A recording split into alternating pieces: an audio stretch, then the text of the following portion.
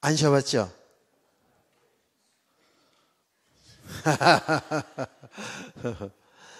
나는 빨리 쉬어봤어요. 22명. 그 22명 딱 해서 나오니까 한 명 쓰면 거라도 44명. 예, 딱 2명 나오면 거의 88명. 이야, 빈자리 꽉 채지겠네. 올가을에 결혼한 사람 없나? 야, 우리 청년들이 이렇게 든든히 있어서 이렇게 미래는 참 밝아요. 그렇죠? 예, 이에 자꾸 좀 기도들 많이 하시고, 그래서 우리 청년, 대학 청년들, 우리 후대들이 제대로 교회에 서지 않으면 교회는 사실 소망 없죠. 제가 얘기했잖아요.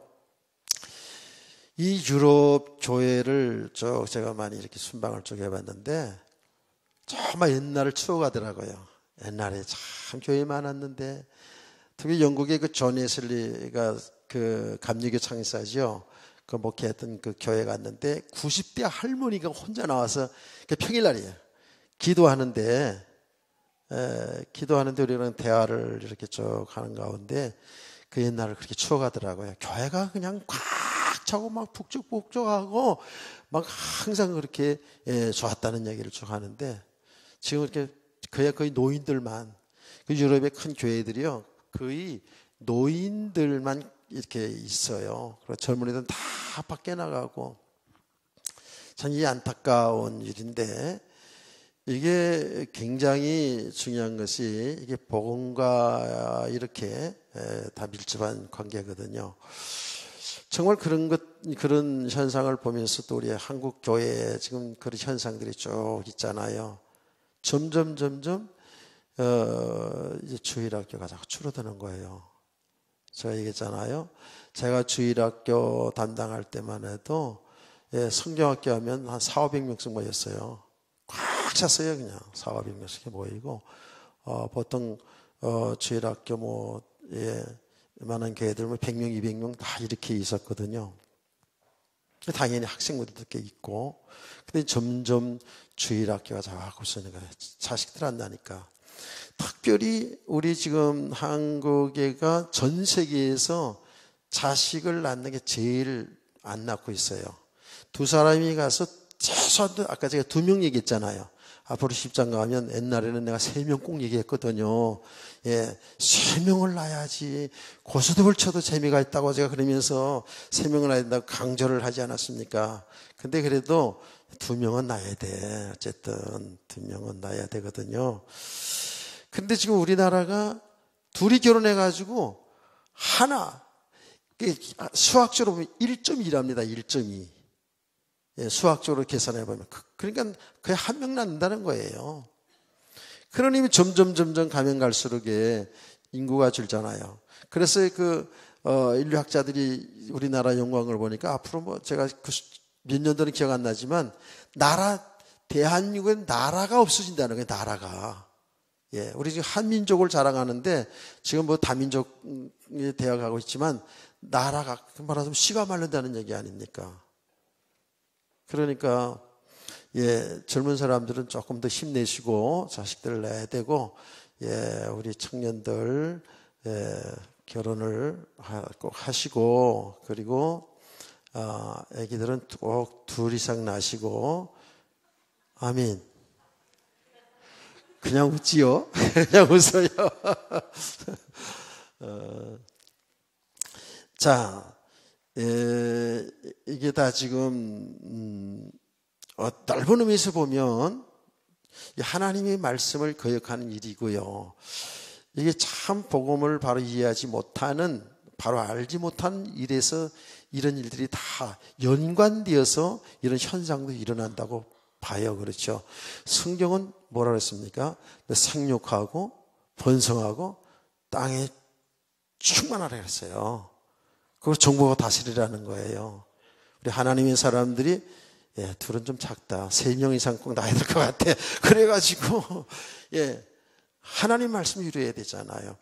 그런데 지금 세상의 이 문화가 점점 자기 중심으로 살아가는 이 삶이 되잖아요.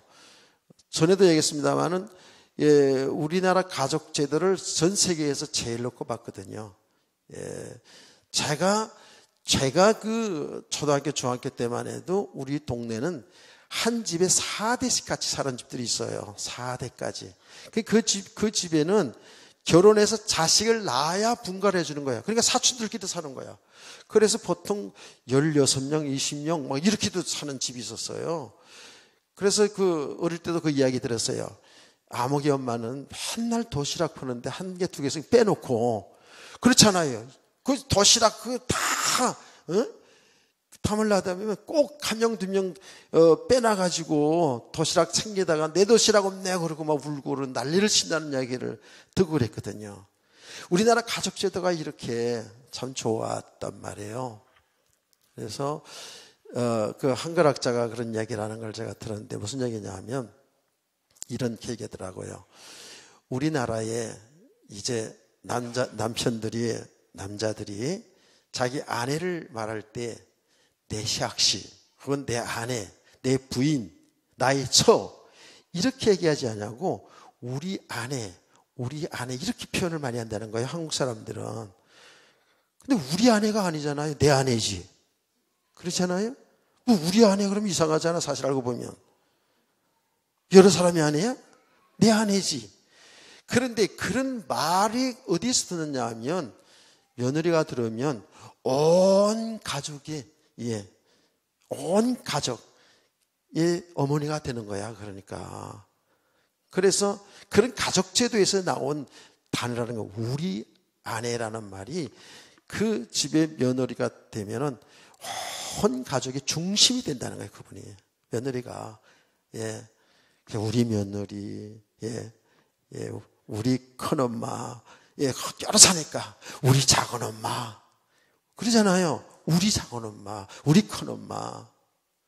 그게 대가족 제도니까. 그래서 우리나라 가족 제도가 참 훌륭한 가족 제도라고 칭찬을 많이 했는데 지금은 점점 핵가족이잖아요. 점점. 세상 문화가 자꾸 이렇게 변화가다 보니까 자녀들 많이 생산을 안 하게 되는, 우리나라뿐만 전 세계적으로 많이 그렇죠. 이런 것도 지금 다 뭐죠? 이게 세상의 문화의 변화에 따라서 변화가는 추세 같아요. 그러나 우리 성도들은 잘 알아야 됩니다. 세상의 변화는 굉장히 빠릅니다. 빠른데 이 복음은 변질돼서는 안 되는 거죠. 복음은 영원히 진리가 되는 것이잖아요. 복음은 변질이 돼서는 안 돼요. 세상 문화에 맞춰서 우리가 어떻게 하면 더 효과적으로 복음을 전할까에 대해서 이거는 대치는 많이 해야죠. 그래서 지금 어떤 교회들은 벌써 그렇게 이야기를 하더라고요. 이 교회, 큰 교회들은, 우리 교회는, 저도 이 교회 광고를 가능하면 많이 안 내려고 합니다. 광고에 너무 이런 게 이제 세세한 광고는 잘 안 내잖아요. 그리고 이 주부에 이제 그 설교 요약한 것도 안 내는 건데, 게을른 탓도 있지만, 예배 시간에 자꾸 그거 들여다보고 있고 그래서 그런 것도 이제 안 좋아서 말씀이 집중하게 해서 그냥 간단하게 예배만 안내하도록 이렇게 지금 하는 거거든요. 그런데 큰 교회들은 이런 거, 그런 거 하려고 하면 너무 복잡하잖아요. 예? 어떤 교회들은 보면 몇 페이지씩 있어요. 차량 인도서부터 쭉 해가지고 그냥, 한 권 책같이 이렇게 한다고요. 광고도 얼마나 많습니까? 막 기관 광고, 뭐 교회 광고 쭉 많잖아요. 그래서 이제 예배에 집중하기 위해서 있잖아요. 전부 광고는 교회 유튜브에 올려가지고 광고를 미리 보도록 하게 한다는 거예요. 그래서 예배에만 집중하도록. 그러니까 말이에요. 이게 지금 그 문화에 따라서 지금 그게 복음을 더 효과적하게 해서 우리 변화가 있어야 된다고요. 변화가 있어요. 저도 이 세대에 이 변화되는 이 문화에 잘 못 따라간다니까. 실제로 못 따라가요. 겨우 지금 카톡하는 거 조금 하고 이메일로 오는 거 좀 체크하고 이런 것 정도지 잘 못 따라간다고요. 실제로. 사실 이게 지금 변화가 빨리빨리 와야 되거든요. 무슨 말인지 이해가 되시죠? 사실 우리 어른들은 지금 우리 교회 첫 시간 하는 거 지금 알고 있잖아요. 첫 시간. 그런데 관심 없는 사람들은 뭐 관심 없을 것이고 우리 어른들은 어떻게 들어가는지를 몰라가지고 첫 시간이 뭐야? 이렇게 하는 분도 있을 거예요.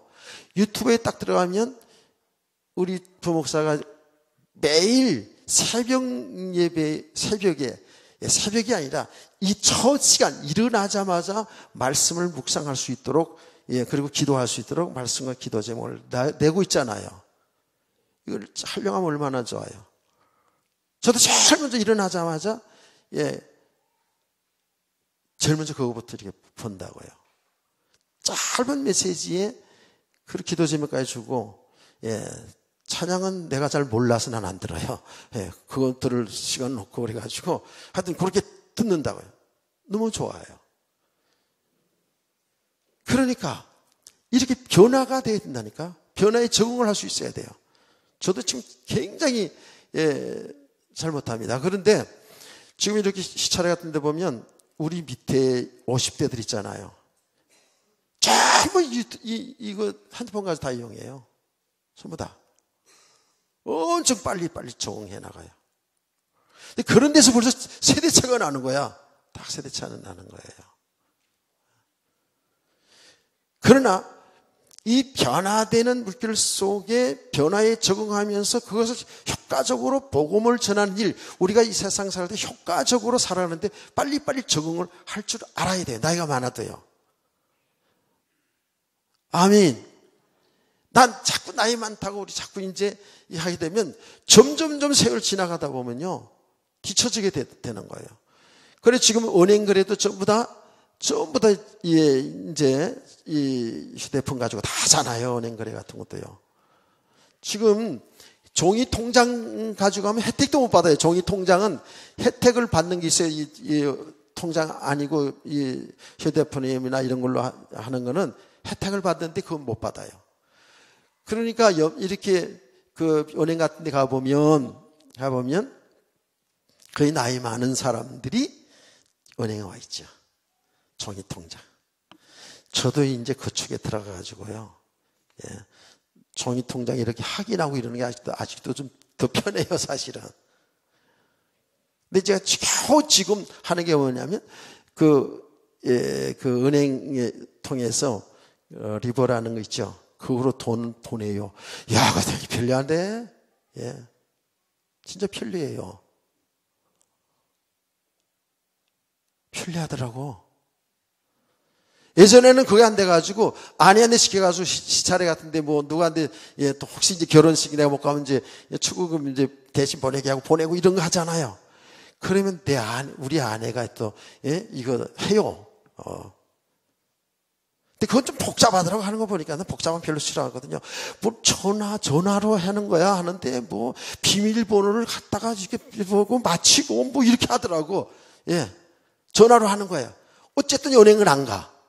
그래가지고 내가 아내한테 부탁하면 이제 아내 이름으로 하는 거야. 그래가지고 또 전화해가지고 아내 장진옥 이름으로 들어갔으니 확인해 보세요. 이렇게 해야 되고 그랬는데 이제는 그렇게 안 하고 내가 이제 보내잖아. 야, 그렇게 해서 간단하고 쉬운 거를. 요즘 뭐 카톡에 은행 다 있잖아요, 지금. 지금 우리 권사님들 무슨 얘기인지 알아듣나요? 좀 무슨 얘기하는 거야? 그리스도 얘기하지 그러는 거지. 다 관계 있어서 얘기하는 거라니까. 이거 지금. 저희 시대가 이렇게 아주 급변해요, 급변. 그래서 내가 이제 사실은 여러 가지 모양으로 다 교회에 여러 가지 갱신할 때가 왔구나 하는 생각을 제가 많이 한다니까요, 실제로. 다시 말합니다. 제가 왜 이 말인 줄 아세요? 세상의 문화는 세상은 빨리 변하는데 복음의 본질은 변하면 안 된다는 거예요. 아멘. 그 세상 문화에 적응하면서 어떻게든지 복음을 전하는 건 당연히 빨리빨리 적응해야 되지만 복음의 본질은 이게 바뀌어지면 안 된다는 거예요. 그런데 이 거짓 중매자, 아까 오전에는 참 중매자 했잖아요. 참 중매자. 들어봅시다. 참 중매자. 뭐가 참 중매자라고 그랬죠? 청년들, 대학생, 뭐가 어떤 사람이 참 중매자? 어떤 사람이 참 중매자야? 80%에 속하나? 어떻게? 신랑 대신 예수 그리스도를 바르게 말해주는 사람이 참 중매자라고 그랬잖아요. 바울은 참 중매자라고 했잖아요. 저 불신자들에게 예수 그리스도, 예수가 누군가를 바로 전해주는 사람이 참 중매자요.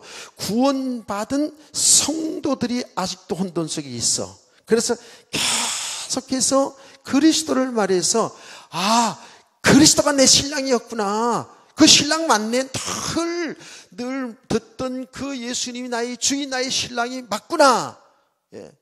나는 다른 신랑, 다른 것 사랑하고 다른 것 의지하고 살았네. 그 세상 것 말이에요. 이거를 계속 보게 만들어주는 거예요. 그래서 그리스도를 바라보게 하는 거예요. 그리스도 안에 있는 나를 발견하게 해주는 거라고요. 여기에 참종이라는 거예요. 참 중매자라는 거예요. 아멘. 그럼 물어봅시다. 대학 청년들. 다른 사람은 말하지 않는데요. 여기에 전 목사는 참 중매자일까 거짓 중매자일까? 다시 참 중매자요? 고마워요. 설교를 뭐 잘하고 못하고는 건 뭐 나름대로 어떻게 좋게 하고 못하고 하는 건 있겠지만 저는 중심에 예수 그리스도만이 생명이라는 걸 알잖아요. 예수님만이 우리 인생의 길이고 진리고 생명이라는 걸 알잖아요. 예. 아직도 성도들이 예수 믿고 나서 완전한 쪽 다 받은 불구하고 왜 혼돈 속에 있는지 알았어요. 예. 그 예수 신랑을 제대로 지금 못 누려서 그래요. 그건 믿음이 안 돼서 그런 거거든요. 아직도 주님보다는 세상 게 더 좋아. 아직도 주님의 의지하는 것보다는 다른 거 의지하는 게 더 많아. 그래서 성도들이 왜 사는 삶이 예수님 때문에 울고 웃는 것이 아니라 세상의 돈 때문에, 세상의 명예 때문에, 세상의 사람들 때문에 울고 웃고 있는 거예요. 이거를 보니까 이게 안타깝죠. 그래서 계속해서 지금 뭐죠? 나타난 현상에 속지 말라는 거예요. 아직도 예수 믿지 않고 예수 믿어 구원 받았는데 삶 속에 예수를 믿지 않고 나를 믿고 내 영광을 위해 사는 것, 세상 풍속 따라 사는 것, 이게 아직도 어둠의 세계거든요. 이게 사망의 세계거든요. 여기에서 그리스도 예수 안에 있는 세계를 보게 하는 거예요. 지금 계속 믿으시면 아멘. 중매가 잘 되고 있는지 안 되고 있는지는 여러분 스스로 잘 진단해 보시고, 근데 조금씩 되고 있는 것 같아요. 중매를 잘 하고 있는 것 같기도 해요. 자, 반대로 거짓 중매자라는 건 뭐예요? 거짓종이라는 거잖아요. 거짓 중매자는 뭐죠? 우리로 하여금 망하게 하는 거예요. 거짓말로 신랑을 소개해도, 예수를 소개해도 거짓되게 하는 거예요. 거짓되게, 잘못되게 하는 거예요. 이게 무서운 거거든요. 사람들은 여기 속아요. 여기 더 잘 속아요. 그래서 이 거짓종은 결국은 결론적으로 보면 그때는 달콤하게 들리는데, 그때는 그 말씀들이 굉장히 좋게 들리는데 결국은 나를 망하게 하는 종, 내 행복을 깨버리는 그런 종을 갖다가 거짓 중매자라는 거예요. 거짓종이라는 거예요. 그러니까 완전히 포장된 거죠. 겉으로 보기에는 진짜 참종 같아. 참종 같아요. 똑같이 성경을 가지고 복음을 말하는 것 같은데 들여다보면 나중에 그 열매를 보면, 내게든지 그 전하는 사람에게든지 열매를 보면 이게 거짓종이라는 것이 드러나게 돼 있어요.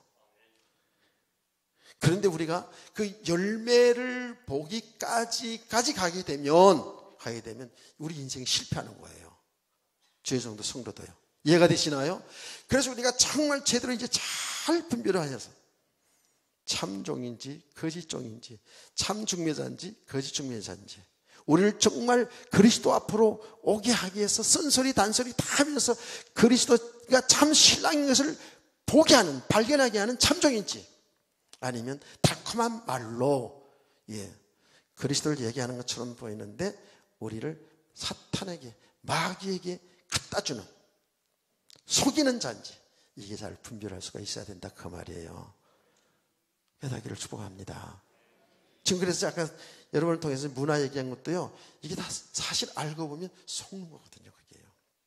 그게 진짜 들여다보면, 근본으로 들여다보면은요, 전부 자기중심적인 삶이거든요. 자기 쾌락을 위한 중심 삶이거든요.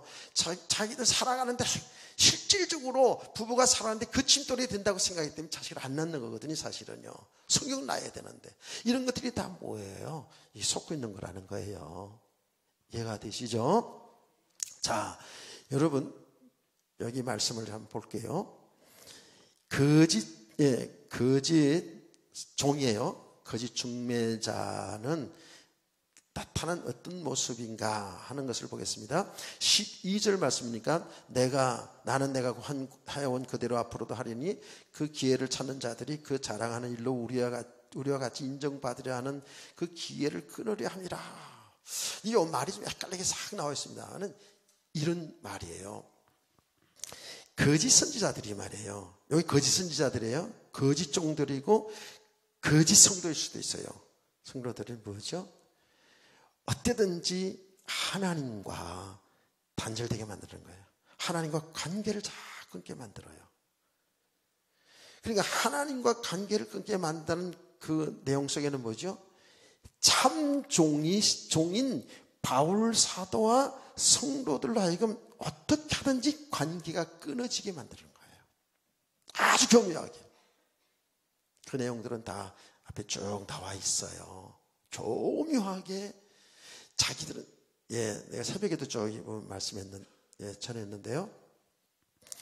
자기들은 자기들이야말로 거짓 성자입니다.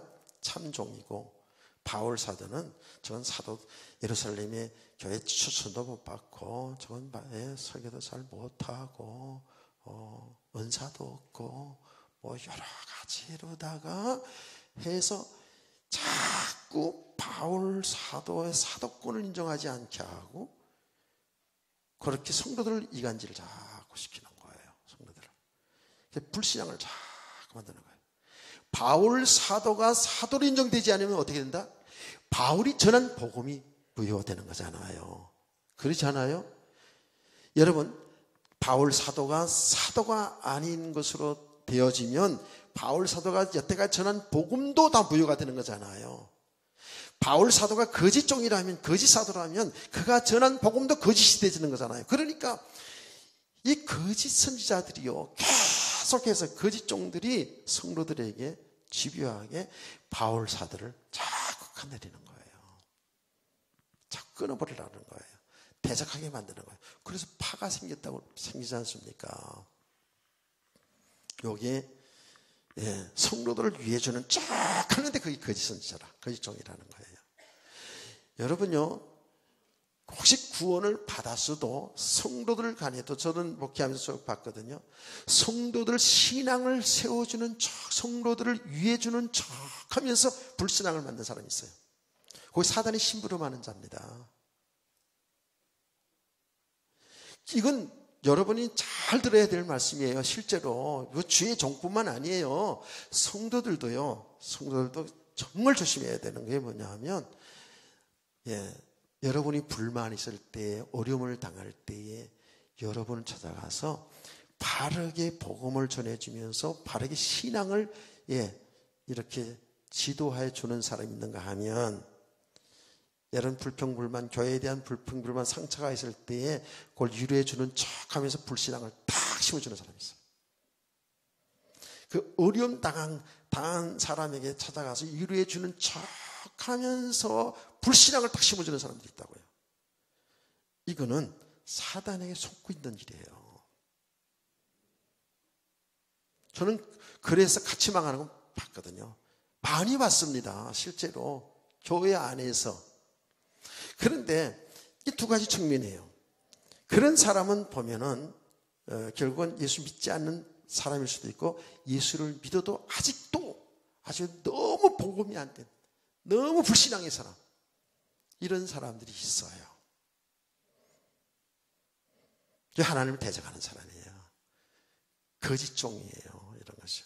자, 그 다음에 뭐라고 그러냐면 13절에 그런 사람들은 거짓 사도예요. 지금 제가 말한 사람이 그 거짓 사도요, 속이는 일꾼이에요.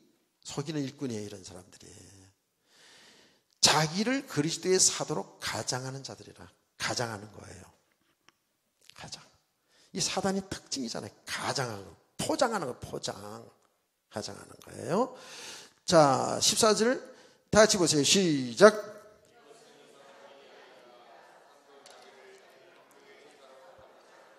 이게 이상한 일이 아니라는 거예요. 자기를 가장하는 것. 거짓 선지자는 자기를 가장하는 거예요. 진짜 참종처럼 가장하는 거예요. 사탄도 자기를 광명한 천사로 가장한다는 거예요. 사탄도 광명한 천사로 가장한다는 거예요. 이게 우리 신앙생활에 정말 밀접한 건데요. 밀접한데 사단이요, 여러분에게 나 사단이다, 나 마귀다 까꿍하고 나타나요? 안 그래요. 내 가장 사랑하는 사람 통해서, 사랑하는 아내, 사랑하는 남편, 내가 좋아하는 친구, 그걸 통해서 뭐예요? 사단이 역사하는 거예요. 사단이 아주 교묘합니다. 내가 좋아하는 것, 내가 사랑하는 것들을 통해서 사단이 역사한다니까. 이해가 되시나요? 거기 사단이 아주 수높은 전략이잖아요. 여러분 보세요. 사단이 하와를 통해서 누구를 무너뜨려요? 아담을 무너뜨리잖아요. 아담은 하와를 얼마나 사랑했는지, 내 사랑하는 살이, 내 살 중에 살이요, 뼈 중에 뼈라고, 이렇게 아내를 사랑했던 남자요. 그 사랑하는 여자를 통해서 아담과 하나님과 그 언약을 파괴해버리잖아요. 이렇게. 그걸 잘 적용해 보시라니까. 다시 말할게요. 여러분의 사랑하는 가족을 통해서, 아내일 수도 있고 남편일 수도 있고 부모일 수도 있고 자식일 수도 있어요. 사랑하는 친구를 통해서, 더 나아가서는 우리가 좋아하는 것들을 통해서 사단은 다 역사를 하는 거예요. 이 사단은 교묘합니다. 그 돈을 사랑하면 일만하게 뿌리가 된다는 말이 그 말이 그래요. 우린 돈 좋아하잖아요. 그걸 통해 사단이 역사한다는 거예요. 거기서 돈이 딱 종로타게 만든다는 거예요. 우리 좋아하는 거 많잖아요. 많죠? 사단에게 딱 잡힐 수 있어요. 연속곡에 빠지니까 사람들이 있잖아요. 예배 시간도 놓치더라니까. 참나. 꼰투에 빠지니까 예배 시간을 놓치기도 하더라고요. 이야. 내가 그런 일이 있었다는 얘기를 해줬잖아요. 얘기 들었어요? 못 들었어요? 꼰투, 예배 시간 놓친 거. 내가 얘기했잖아요. 예전에 무하마드 알리, 나비같이 날아서 벌같이 쏜다? 이런 아주 떠부리 꼰투 잘하는 선수가 있잖아요. 무하마드 알리. 그래서 대단했습니다. 그 사람이 꼰투한다 그러면 진짜 대단했어요. 그런데 꼰투하는 시간이 언제냐? 주일날 저녁 7시 반 예배 시간에 꼰투하는 시간이야. 꼰투하는 시간. 그래서 교회에서 방에서 의논을 한 거야. 분명히 꼰투하는 시간에 예배 시간이 안 나올 거 뻔하니까 우리 예배 시간 반 시간 놓치시다. 당에 겨루다가 진짜 이들 싫어합니다. 겨루다가 7시 반 예배를 8시로 옮겨놨어요. 꼰투 다 보게 오라고 잠정적으로 그렇게 하는 거예요. 어떻게 됐을까? 8시에 돼도 안 나오네. 알고 봤더니 이 큰 게임하기 전에는 오픈 게임이라는 게 있어요. 예, 그 오픈 게임 하는 시간이 있다니까. 그러니까 웬만한 선수들 있잖아요. 다른 선수들이 나와서 그건 하고 나서 진짜 빅매치 제대로 그 메인 게임은 이제 그들 한 다음에 하는 거야. 7시 반 예배 시간에 그 오픈 게임 먼저 하는 선수들이 하고 나서 8시 지나서야 본 게임을 하니까 성경이 나올 수 있어? 싫어합니다.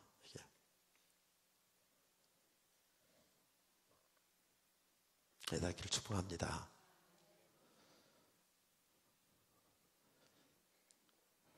이렇게 속는 거예요. 이렇게 내가 좋아하는 것들로 인하여서 속는 거예요.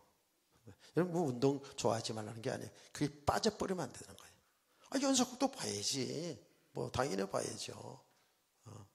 운동하는 거 봐야지. 저도 잘 봐요. 그런데 거기에 예배에 지장이 있을 만큼 배지면 안 되지. 안 그래요?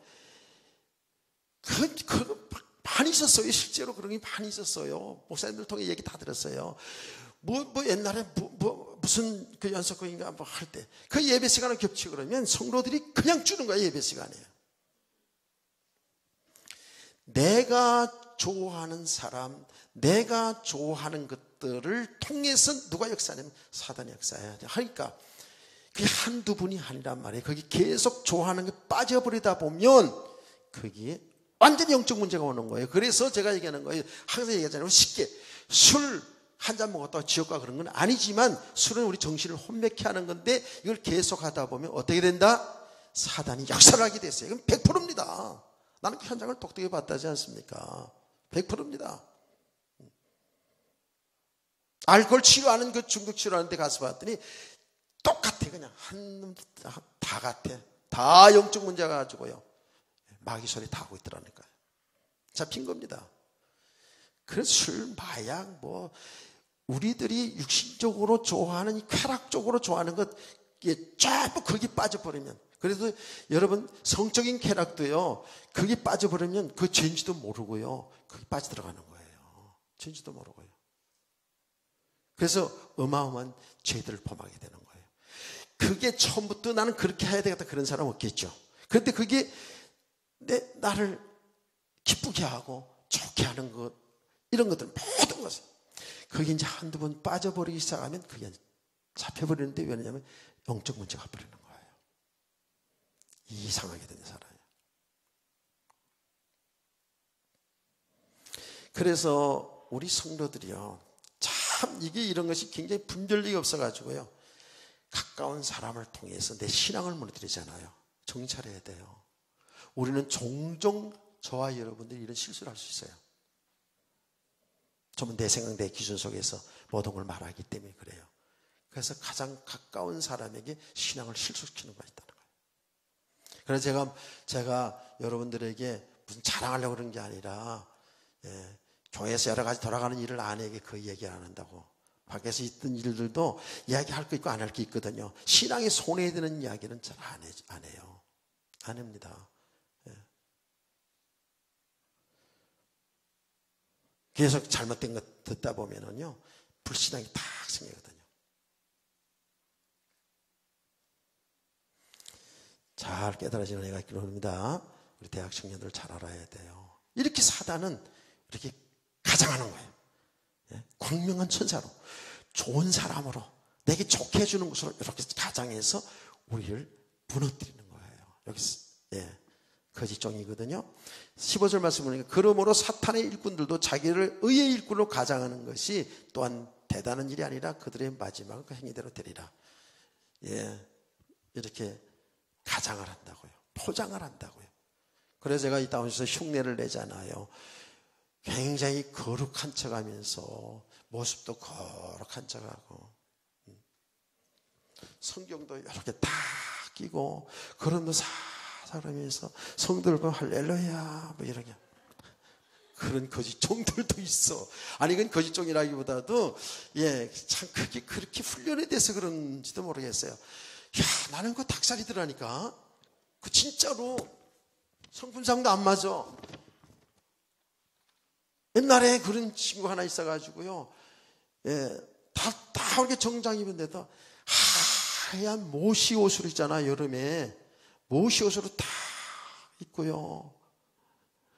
그리고 바로 교회 옆이 음식점인데 음식 먹으러 가는데, 예, 성경이 까만 성경책 들고 여러 가면서, 예, 성도들이 인사하니까 할렐루야 이러면서 내가 그래가지고 야, 성경책을 좀 놓고 가라. 여기서 옆에 가는데 뭘 성경책 끼고 가냐 그랬더니 목사는 성경책이 생명 아닙니까? 이러더라고요. 맞긴 맞지.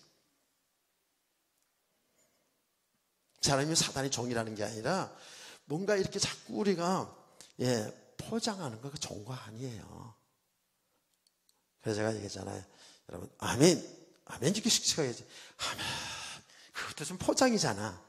아니, 너무 감격스러워서 하는 것도 있을 수 있어. 예, 너무 감격스러워서.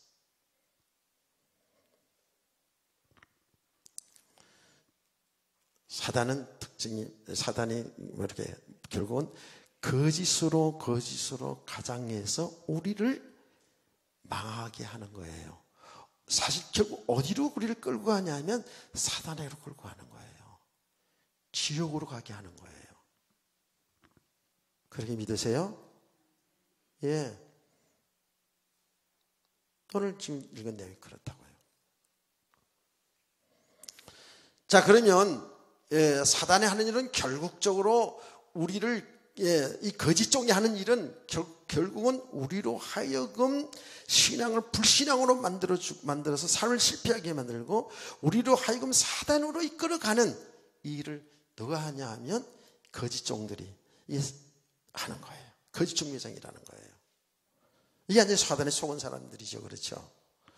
자, 그러면 사단의 이 거짓 종의, 사단의 심부로 많은 거짓 종의 특징이 성경에 오늘 잘 나와 있어요. 거짓 종의 특징이 잘 나와 있는데요. 보세요. 11장 4절 말씀을 한번 읽어보세요. 시작.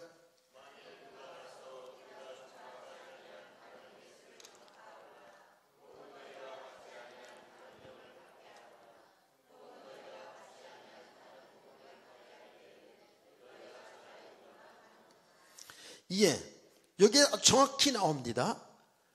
이 고린도교 성도들에게 얘기하는 거야. 예, 너희는 우리가 전파하지 아니한 다른 예수를 전파하거나 혹은 너희가 받지 않는 다른 영을 받게 하거나 혹은 너희가 받지 않는 다른 복음을 받게 할 때 너희가 잘 용납하는구나, 잘 받아들이는구나. 근데 우리가 전한 복음은 잘 받아들이지 않으면서 다른 예수를 전파하는 거야. 이게 바로 거짓 종의 특징이라고요. 다른 예수. 자, 여러분요, 마태복음 24장의 이 종말에 관한 이야기를 예수님이 쭉 제자들에 가르쳤어요. 그게 이제 쭉 내용이 나옵니다. 그 가운데 중요하게 나오는 게 뭐냐 하면 너희가 내가 그리스도라고 하는 사람이 있을 것이라는 거예요. 그리스도라, 내가 그리스도다. 근데 내가 그리스도라고 하는 사람이 있는데 그런 사람이 골방에 있어 있든지 광야에 있든지 나가지 말라는 거예요. 이렇게 마지막 때에 징조를 이야기하면서 내가 그리스도다. 있을까요? 없을까요? 있습니다. 맞습니다. 우리나라에도 많습니다. 전 세계로는 엄청 많겠죠. 내가 그리스도다, 내가 하나님이다, 내가 보혜사다, 내가 이긴 자다, 내가 감람나무다, 이런 사람들이 지금 수두룩수두룩 하다니, 우리 한국에도.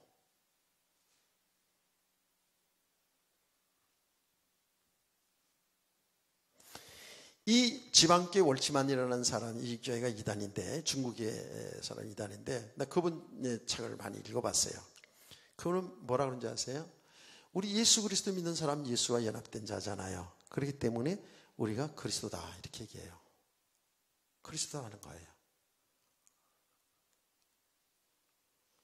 무슨 말인지 아시겠죠? 이렇게 이걸 또 아주 교묘하게 이렇게 우리의 정체성은 우리 예수 믿는 우리의 정체성은 그리스도다라고 이렇게 말하는 사람들이 있어요. 이단입니다. 절대로 그렇지 않아요. 여러분과 제가 예수 그리스도를 믿어서 그리스도와 연합된 관계는 맞지만 우리는 절대적으로 피조물이에요. 아멘. 창조주 하나님인 그리스도를 하나님을 믿는 피조물이지 우리가 그리스도가 될 수가 없어요. 아무리 그 사람이 뭘 많은 깨닫고 많은 훌륭한 일을 했다 할지라도 그리스도는 될 수가 없습니다. 그런데 많은 사람들이 내가 그리스도다라고 이렇게 나서는 사람들이 있다고요. 말만 하지 않지만 그리스도의 자리가 있는 사람이 수두룩하다는 거예요. 지금 이게 심각하거든요. 속지 않기를 원합니다. 성경에서 그거 아니거든요. 예수님이 그랬다니까. 벌써 골방에 있든지 광야에 있든지 내가 그리스도라는 것 그건 아니니까 나가지 말라는 거예요. 그리스도는 한 분. 아멘. 우리가 믿는 그 예수 그리스도. 아멘. 우리의 십자가에 죽으시고 부활하신 그 예수님만이 그리스도예요. 어떻게 인간이 그리스도가 되냐고요. 그런데 그리스도라는 그건 누구의 영을 받아서 그런 거야. 악한 영의 사주예요. 악한 영이 쏜 거예요 지금. 복음을 엄청 깨닫다 보니까 도 같아가지고 내가 하나님이다, 내가 그리스도다. 우리나라에 그런 사람 많아요. 지금 여러분 신천지 거기가 그 이만희 그 영감님이 영생한다는 거예요. 실질적으로 그분이 깊은 단계 속에 들어가 보면 제가 그 단계를 쭉 연구를 해보니까 하나님이야. 하나님 이긴 자라는 거예요. 세상을 이긴 자 그렇게 가르쳐요. 그렇게 가르치는데 이미 쫙 그 말씀을 거기에서 가르친 성경 똑같은 성경을 가지고 가르친단 말이에요. 그 자기들의 교리에 맞게 이렇게 자기들의 한 그에 맞게끔 쭉 가르치는데 그게 모르고 있다가 딱 하면 뭐죠? 이렇게 걸려드는 거예요. 그래서 그때 신인욱 거기서 나와서 지금 신천지가 이단인 것을 지금 하는 분 있잖아요. 우리 교회도 오셨던 분 그러잖아요. 가장 신천지 교육을 처음 와서 교육하는 게 뭐냐면 성경을 가지고 성경을 풀어나가니까 어떻게 되냐면 야 여기가 성경적이다라고 이렇게 생각하게 만든다는 거예요. 성경을 얘기하니까 성경적이다라고 이렇게 확신을 준다는 거예요. 그런 단계까지 쭉 들어가다 보면 어떤 말을 해도 다 믿어버린다는 거예요. 근데 이거 왜 그렇지? 나는 이게 보면서 왜 그렇지? 저는 솔직히 인터넷 통해서 연구하기 위해서 계속 보면서요. 그 설교를 30분 이상 못 듣겠더라니까. 막 머리가 뻐기싱하대. 야, 나 진짜 처음 했어요. 그래서 좀 쉬었다가 듣고. 똑같이 성경 얘기하는 것 같은데 이거 틀린 거거든요. 그러니까 이게 안 맞더라고요, 실제로. 난 경험해 봤어요. 그러니까 내가 그걸 연구하면서 이게 사탄에게 딱 잡혀버리잖아요. 이게 맞다라고 이것이 내가 깨달은 그 이만희야 그 계보가 쭉 있어요. 난 그 계보 전부 연구를 했거든요. 제일 우리나라의 신비주의 말씀을 잘못 이렇게 가르치기 위한 제일 먼저는 여자애더라고요. 여자들이요 조심해야 돼. 우리나라의 제일 그 신비주의 이단의 제일 첫 계보가 여자예요. 쫙쫙쫙 내려오는 거예요. 이렇게 연결돼가지고 통일교 무슨 교 뭐 쫙 연결 다 돼 있어요. 쫙쫙쫙 다 연결 다 돼 있어요. 무서운 겁니다. 성경 가지고 가는데 딱 악한 영에 잡혀버리면 여자가 하나님이라도 믿는다니까. 글쎄 반드시 사람은 죽는 거 뻔히 알면서도 영생한다는 걸 믿는다니까. 사람들이 믿는다니까요. 그 말을 믿어요. 이해가 안 되거든요, 이게요. 여러분, 통일교 문선명이가 재림유수라는 거 있잖아요. 그렇게 믿거든요. 재림유수라는 거. 죽어도 믿어요, 그거는. 죽어도. 그 사람이 죽어도. 희한하지 않아요? 나는 굉장히 옛날에 친구였는데, 지금은 전혀 만나지 못한 똑똑한 친구죠. 공부도 잘했고요. 그런데, 어느 날 천주교 다녔는데, 그 친구는 문선명이 빠졌어요. 와가지고요 얘기하는데요. 맞다는 거예요. 예, 예수님은 여러분 보라 이름 자체도 선령이 아니냐는 거예요. 예. 선이 영어로 뭐 해잖아. 예? 이러면서 막 야 말도 안 되는 거예요. 원리강론책 다 갖다 주고요. 제가 원리강론책 밤새도록 통일 원리강론책 보고 그랬거든요. 그런데요 그 지식인들도 많거든요. 왜 그게 넘어가냐고요. 보이지 않는 영적 세계가 여러분 인정해야 돼요. 예, 말씀이 잘못된 말씀을 계속 듣잖아요. 그게 사단의 악한 영역사게 돼 있어요. 그래서 성경은 우리 배웠잖아요. 고린도서에 나오잖아요. 예, 고린도 후서의 4장에 고린도서 2장 17절 나오죠. 말씀을 혼잡케 하지 말라고. 말씀을 혼잡케. 고린도서 4장에서 배웠잖아요. 하나님의 말씀에서 떠나지 말라는 거예요. 이 성경 말씀을 떠나지 말라고. 악한 영에 잡혀버린다니까. 잡혀버려요. 그러면 그 사람이 누구라 해도 어떤 말이든 믿는 거예요. 여러분요 그 은혜록교회 신옥주 목사라는 여자 목사 알죠? 이건 뭐 공개도 다 되는 잘 여러분 분별하고 얘기하는 거예요. 멀쩡한 사람들이 그 여자 목사들이 뺨때기 탁 맞는다니까. 무릎 꿇고 맞아요. 예. 여기서 나한테 맞고 교회 나올 사람은 손 들어봐요. 여러분 맞고 신앙생활 할래? 안 맞고 제대로 할래?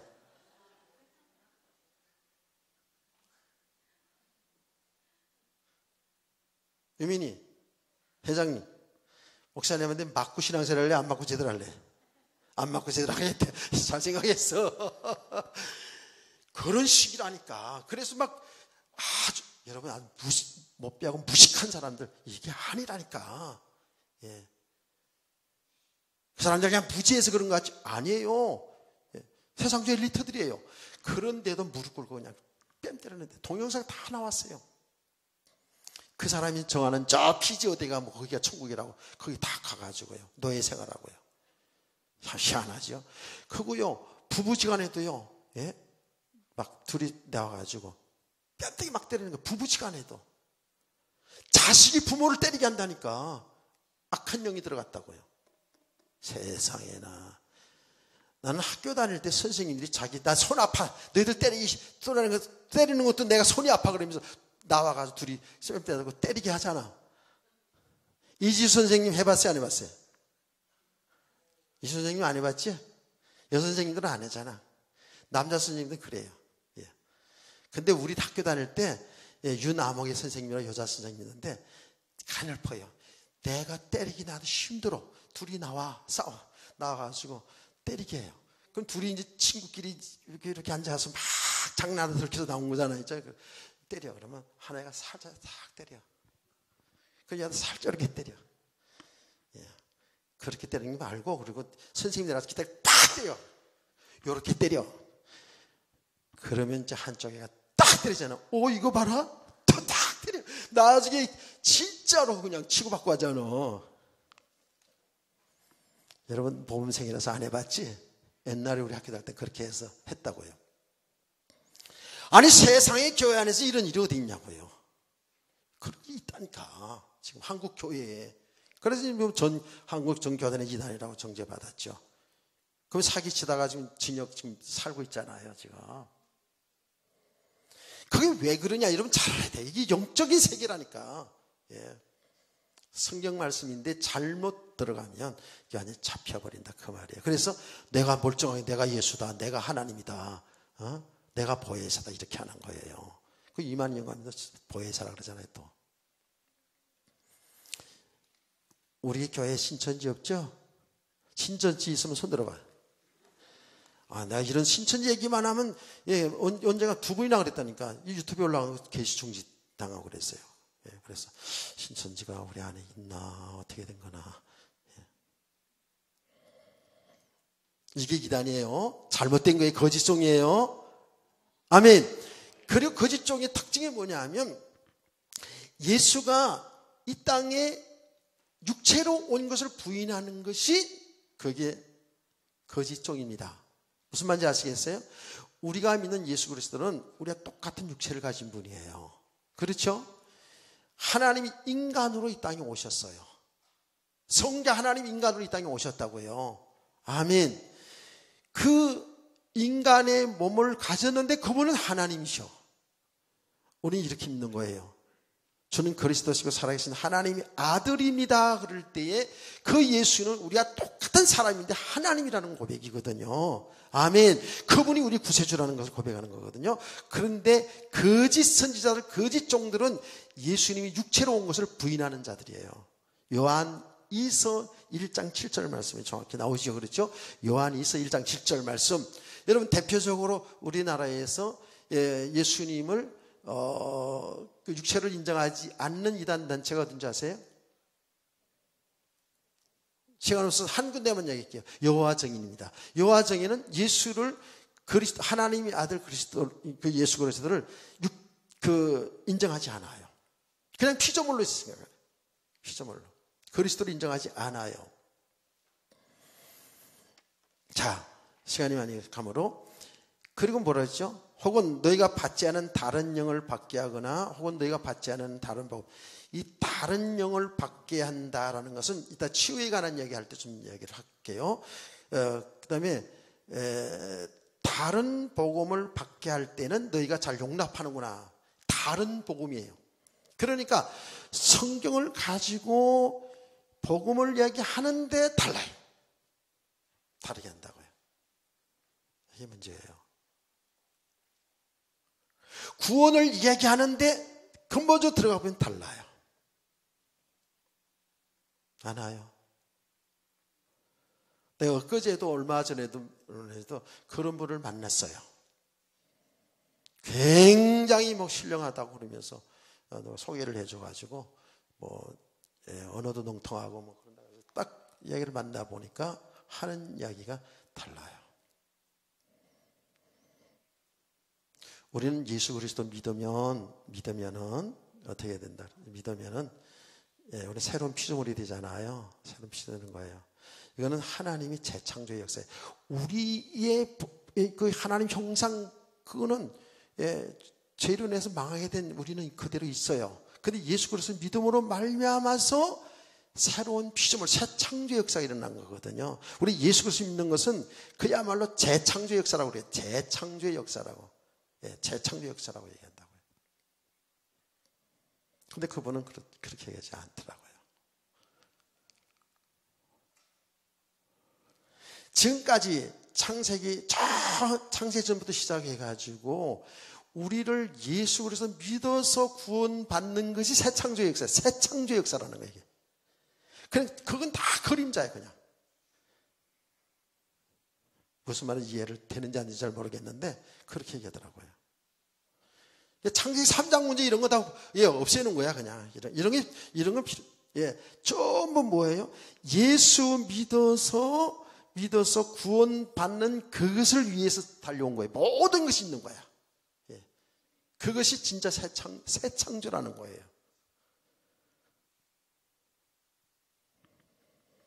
그러니까 이게 얼마나 잘못되게 가르치는지 몰라요.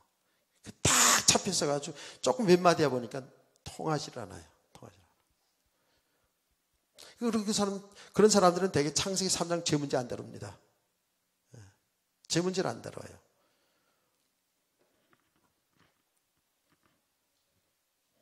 잘 깨닫기를 원합니다. 그래서 이렇게 복음을 혼잡게 만들어요. 다른 복음을 전한다는 거예요. 다른 복음을. 그래서 여러분 다른 복음 이렇게 하니까 여러분 생각나는 성경이 나는 데가 있어야 됩니다. 다른 복음 그럴 때 생각나는 성경이 생각이 나는 게 있어야 돼요. 무슨 성경이 생각나요? 성경 66권 중에 어디가 생각나요? 구약은 빼놓고 그럼 신약 성경에 어디가 생각나요? 다른 복음 얘기 나오니까. 예?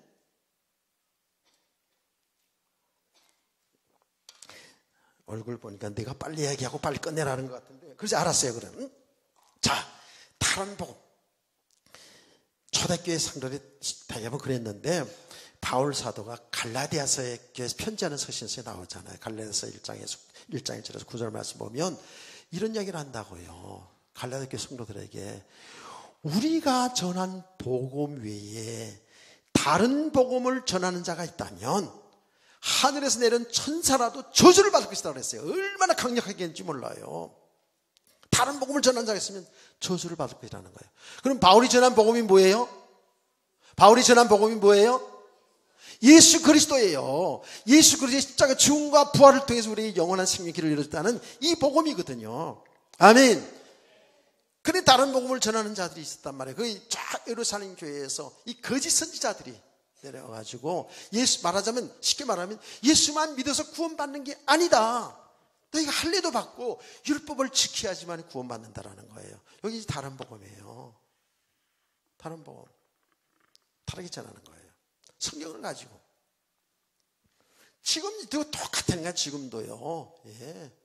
저 얘기 여러분 많이 했잖아요. 우리 예수를 믿어도 정말 조그마한 죄를 회개하지 않으면 지옥 간다는 거잖아요. 이렇게 초율법적이죠. 그런 세상에서 구원받는 사람이 어디 있겠나요? 그럼 또 한다는 소리가 이렇게 한다고요. 예? 우리나라 유명한 목사님들 이름 다 대면서 자기가 뭐 영적으로 보니까 지옥 가서 신음하고 있더라고. 이딴 소리 한다고요. 완전히 마귀 종노릇하는 것이죠. 이단이죠. 정말. 여러분 예수 믿고 나서 지금까지 여러분 정말 회개하고 또 회개해서 죄가 없는 사람 손 들고 나와요. 내가 천국 보내줄게. 없어요. 뭐 죄를 짓고 살라는 얘기가 아니에요. 그래서 우리는 날마다 삶 속에서 우리 죄악 가운데 있는 나를 발견하면서 내 대신에 죽으신 예수 그리스도가 필요한 자로 여러분 그렇게 알기를 주님 축원합니다. 예, 그렇게 성화의 과정을 가야 되죠. 이 다른 복음이거든요. 예수를 통해서 완전히 우리를 구원을 완성 다 시켰는데 자꾸 다른 복음을 줘.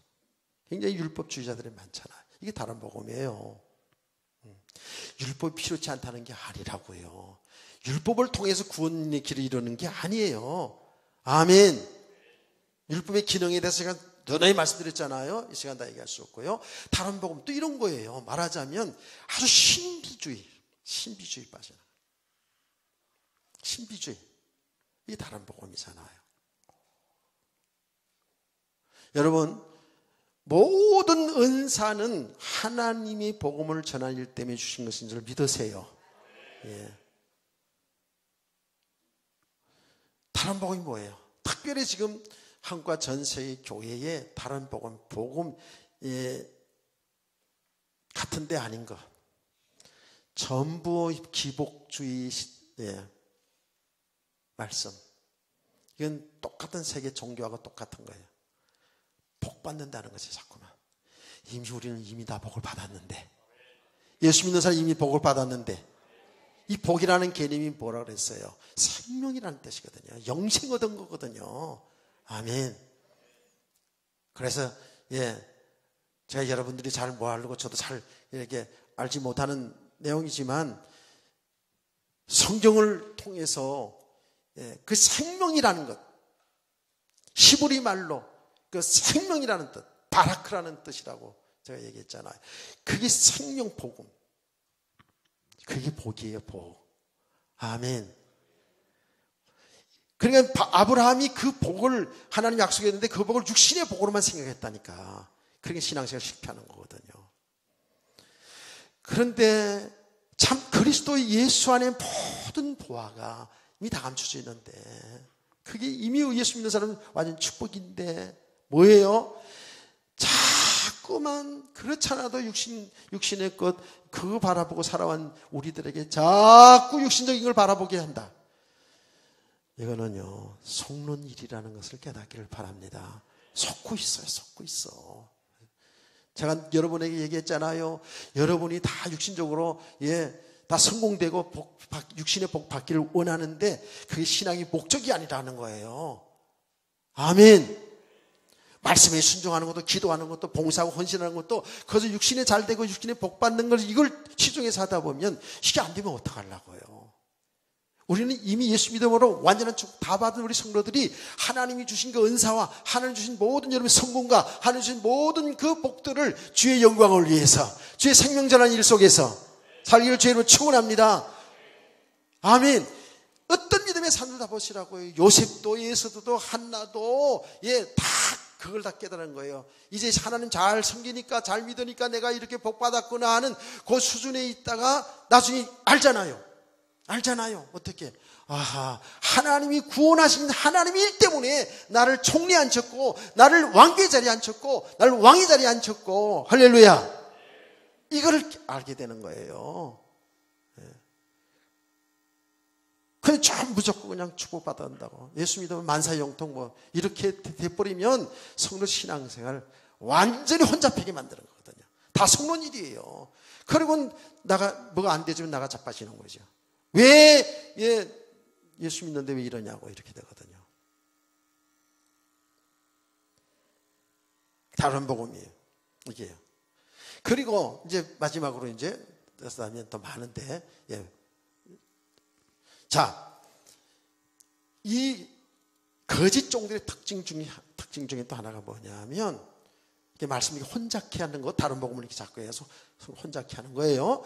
그런데 거짓 종들의 특징이 뭐냐면 치유 사역을 통해서 거짓 종들이 역사를 많이 하죠. 치유 사역. 이게 신비하고도 다 비슷해요. 그래서 마태복음 24장에 예수님께서 말세를 당한 성도들에 대한 이야기를 하면서 뭐라 그러냐면 이 거짓 종들은 마귀의 종들에게 마귀의 종들이라고요. 할 수만 있으면 택한 자들도 표적을 통하여 표적을 나타내서 막 안전병이가 일으키고 뭐 암병이 고쳐지고 이런 표적을 나타내고 뭐가 이제 뭐 불 받았다 뭐 받았다 방방 뜨고 막 그냥 이런 표적들을 통해서 할 수만 있으면 택한 자들도 다 미혹한다는 거예요. 이게 예수님이 정확히 가르쳤거든요. 데살로니가 여러분 후서 2장 9절 이하의 말씀을 쭉 보면 이런 내용이 나와요. 무슨 내용이 나냐면 이 거짓 선지자들은 표적을 가지고 이런 치유 역사 이런 것을 가지고 사람들을 미혹한다는 거예요. 그들은 왜 그러냐? 그들은 진리를 받아들이지 않는다는 거예요. 진리를 사랑하지 않는다는 거예요. 그 말은 진리를 받아들이지 않아요. 이 사람들은요. 그리스도를 받아들이지 않아요. 예수 그리스도 진리를 이 복음을 이야기하면 고리타분하게 생각하는 거예요. 그럼 그리스도를 믿으면 그리스도가 우리 주인이라면 능력이 나타나야지 막 이러면서 여기에 사람들이 그렇게 말이야. 이렇게 되는 거예요. 전 그런 도전도 받아봤어요. 목사님 예수님이 우리 주인이라면서요. 목사님이 주인이 예수 그리스도라면서요. 그러면 주님의 능력이 나타나야지 왜 능력이 안 나타나는 거예요. 속으로 너는 나타나? 이렇게 그런 치유 역사를 보고 치유 현장을 보고 그렇게 이야기하는 걸 듣고 사람 입다 좋다 이런 얘기 아니라 억장이 무너지더라니까. 내가 억장이 무너졌었어요. 그런데 이제 복음이 우리가 실제로 되지 않은 만큼 어쩔 수 없는 일이거든. 당장 나타나는데, 당장 병자가 일어났다는데, 당장 안전병이 일어났다는데, 현장에서 보고요. 이렇게 이게 속이는 줄 모르고요. 여러분 말할게요. 다시 말할게요. 하나님의 능력으로 안전병이뿐만 아니라 뭔들 받아겠습니까? 예수님은 벙어리 귀신도 쫓아내고 안전병이 일으키고 귀신도 쫓아내고 다 했잖아요. 성경에 얼마나 능력이 많습니까? 홍해 바다가 갈라지고 반석에서 산물이 터져나오고 하늘에서 만나가 뚝뚝 떨어지고 이런 기적들이 성경에 다 나오잖아요. 근데 그게 뭐예요? 뭐 때문에? 하나님의 구원 역사 속에서 볼 수 있어야 돼요. 하나님 구원하신 그 일이 그때 필요하기 때문에 그런 역사가 일어나는 거예요. 아멘. 하나님이 살아계심을 증거하는 거예요. 예수가 그리스도인 것을 증거하는 거예요. 아멘. 모든 기적의 역사를 통해서 뭐예요? 예수가 정말 하나님이구나, 그리스도구나, 이걸 알게 하는 거잖아요. 사람들은 근데 기적에 나타난 기적에 사람들이 쫙 몰려드는 거예요. 예수님 당시도 그랬지 않습니까?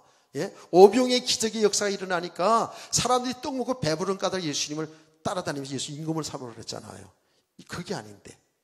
그래서 나중에 제자들까지도 거기에 동화되니까 제자를 따로 불러 세우잖아요. 그리고 나중에 가르칩니다. 그 오병의 기적의 역사를 통해서 예수님이 뭘 가르친 거예요? 당신이 생명의 떡이라는 걸 가르쳐주는 거예요. 당신이 생수라는 걸 가르쳐주는 거예요. 다시 말하면 예수님 당신이 우리의 그리스도가 된다는 사실을 가르친 사건이라고요. 그래서 사람들이 나타난 역사에 다 모이잖아요. 근데 베드로 사도는 많은 과정을 거쳐서 이걸 알았어요. 그래가지고 베드로 사도에 보면 3장에 보면 안전병이를 일으키잖아요. 그렇죠? 안전병이를 예수 이름으로 일으켰어요. 사람들이 난리가 났어요. 예, 사람들이 쫙 몰렸어요. 40년 동안 성전 비문에서 거지 생활했던 안전병이 일어난 걸 그 예루살렘 동네 사람 다 알아요. 안전병이라는 것은. 근데 일어났어요. 그러니까 하는 사람들이 이야, 저 베드로 사도 대단한 분이다, 저 사람. 그야말로 존경스러운 눈으로 쳐다보지 않습니까? 만약에 제가 이렇게 복음을 열심히 증거하는데 여러분은 상당히 존경스러운 눈으로 쳐다보기도 하고 깡고 있는 사람도 있긴 하지만 내가 지금 이 자리에서 여기 환자가 있는데 나오세요 그래가지고 안수기 돼서 탁 뭐가 일어났다 놨다 그러면 여러분은 박수에다가 막 환호하고 예, 목사님 냉면 사주세요 막 돈치를 주고 난리 날걸? 그래요 안 그래요? 안 그렇다고요? 안 그런 게 정생이지. 얼마나 존경스러운 위대하게 보겠어요. 야, 우리 목사님 설교도 잘하는데 능력까지 나타나. 그러고 아마 동네방네 다 다니면서 전도할 거야 아마. 베드로 사도 때 그런 일이 났잖아요. 사람들이 베드로 사를 향해서 그때 베드로 사를 쳐다볼 때 그렇게 눈 감고 쳐다보지는 않지, 그렇죠? 눈을 크게 뜨고 존경스러운 눈으로 베드로 사도를 쳐다보니까 베드로 사도가 얘기했잖아요. 왜 나를 그런 눈으로 쳐다보냐? 보지 마라. 내가 무슨 내 어떤 경건으로 된 게 아니다는 거예요. 하나님이 예수 그리스도를 영화롭게 하기 위해서. 할렐루야. 예수가 그리스도인 것을 증거하기 위해서 했다는 거 아닙니까? 그런데 사람들은 치고하는 것을 가지고 사람들을 미혹한단 말이에요. 그런데 은사를 받았어도 그런 쪽으로 가잖아요. 주님과 목적과 관계없이 가버리잖아요. 사단에게 딱 잡혀버려요. 사단에게 잡힙니다. 뭔 성령님이 역사하는 일이 불받았다고 난리치고 뛰어다니고 괴성을 지르고 짐승 소리 나고 웃고 떨고 난리냐고요. 그건 악한 영들의 역사예요. 근데 그런 데 가서 그런 것을 현상을 보고 나가지고 쫓아내는 사람이 있단 말이에요. 이게 얼마나 그래서 성경의 데살로니가후서 2장 9절 말씀이 정확한 거예요. 진리 그 교회 다니고 진리를 막 듣고 그래도 진리를 받아들이지 않은 사람들, 진짜 예수를 믿지 않은 사람들 나에게 다 속습니다. 요한계시록 13장 1절에 말씀 있잖아요. 이 거짓 종이요 예수님처럼 잘 가장하고 나타난다 그래요. 나타나는 역사를 하는데 막 하늘에서 불까지 끌어내고 죽은 자만 살리잖아요. 사람들이 몰리는 거예요. 그래서 어떻게 데살로니가후서 2장 9절의 말씀 보면 그래서 진리를 받아들이지 않는 사람은 그 기적의 역사를 보고 쫓아다니다 심판받아 멸망당한다는 거예요. 깨닫기를 축복합니다. 이 거짓 선자의 특징이에요. 여기에 연관되어 가지고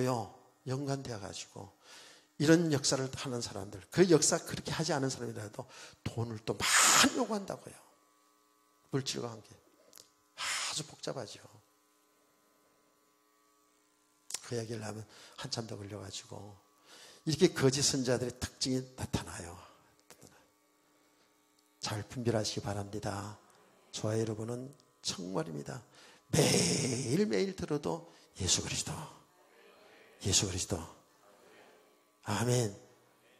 오늘도 여러분 다 봤어요. 오늘도 아니 그냥 오늘도 하면 예수 그리스도, 오늘도 내일도 모레도 아멘. 예수 그리스도가 우리 인생의 유일한 답이에요. 거짓 종에게 속지 않기를 저는 축원합니다. 청년들, 대학 청년들 결론. 언제 또 결론 또 날까 하고 이제 결론 다 왔어 진짜. 속지 않아야 돼요. 왜 그 얘기하는 줄 아세요? 대학 청년 요청실에 우리는 복잡합니다. 사실. 우리 굉장히 똑똑하고 훌륭한 것처럼 보이고 굉장히 정의감도 있고 다 그런데요. 분별을 잘 못해요. 그게 청소년들이에요. 그게 청년들이에요. 그래서 많은 청소년들이 고등학교, 대학교 가서 많은 잘못된 사상에 물들기도 하고. 무슨 말인지 아세요? 지금 우리나라의 그 운동권 출신들이 다 어디에서 물들었는데요? 대학에 가서 다 물들었어요. 사회주의 물드는 사람들이 거의 대학에 가서 물들었다고 해요. 실제로. 잘못된 이론들이 곧 대학 청소년 기간에, 청년 기간에는 복잡하거든요, 사실은. 긍정적인 면과 부정적인 면 다 있거든요. 아주 예리한 시간들이거든요. 그래서 여기에 잘 빠지기도 하고 감동도 잘 받고 잘 빠지기도 하는 그런 시기들이거든요. 그래서 대학 들어가서 이단들이 많이 빠지거든요. 실제로 대학에 들어가가지고 이 청소년 시절에 해나기를 축복합니다. 잘 분별해야 돼요. 조금 이상한 게 있으면 여러분들 교육자들한테 와서 의논을 해야 돼요. 진짜로. 그래서 이거는 우리 육신에 잘 되고 안 되고가 아니라 내 영혼의 문제예요. 영생의 문제예요. 내 영혼의 문제예요. 더 나아가서는 우리 일평생의 삶의 문제예요. 우리 삶이 가장 중요한 이 삶을 가치 있게 살아야지. 안 그래요? 이 거짓 중매장이었는데 거짓 중에 속아가지고 우리 인생을 망치게 되면 얼마나 이게 안타까운 일이겠습니까? 그래서 우리 모든 성도들, 특별히 대학 청년들 이렇게 하나님의 말씀을 잘 들으시고 믿음의 삶을 잘 세워져서 정말 세상 보는 눈이 열려지길 주의로 축원합니다. 그래서 믿음의 삶을 승리하는 우리 대학 청년들 되기를 주의 이름으로 축원합니다.